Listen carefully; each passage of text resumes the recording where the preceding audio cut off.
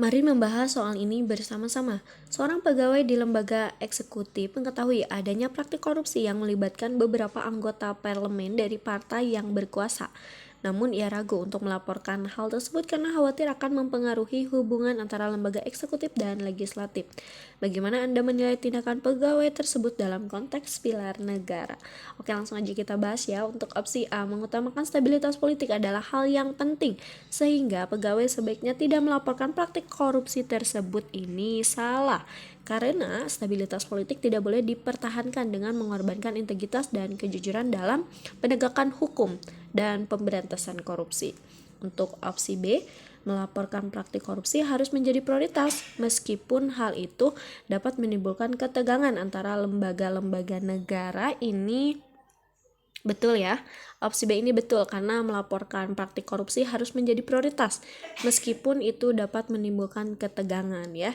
Melaporkan praktik korupsi adalah bagian dari tanggung jawab moral dan etika seorang pegawai negara dalam memastikan keadilan dan keberlanjutan demokrasi.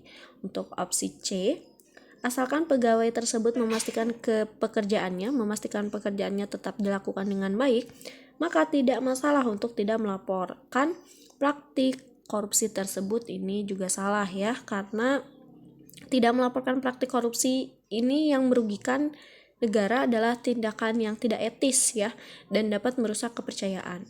Untuk opsi D, tidak setuju karena pegawai seharusnya memprioritaskan menjaga hubungan baik antara lembaga eksekutif dan legislatif, meskipun hal itu berarti tidak melaporkan praktik korupsi. Ini salah ya, karena harusnya kita setuju.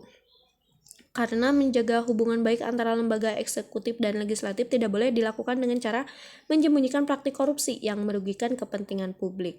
Untuk opsi E tidak bisa disimpulkan jelas, ini juga salah karena dari konteks yang diberikan ini, tindakan pegawai negara dapat dievaluasi dalam konteks bela negara yang melibatkan integritas, kejujuran, pemberantasan korupsi sebagai prinsip dasar dalam memastikan keberlangsungan demokrasi yang sehat. Jadi untuk soal ini jawaban yang paling tepat adalah opsi yang B.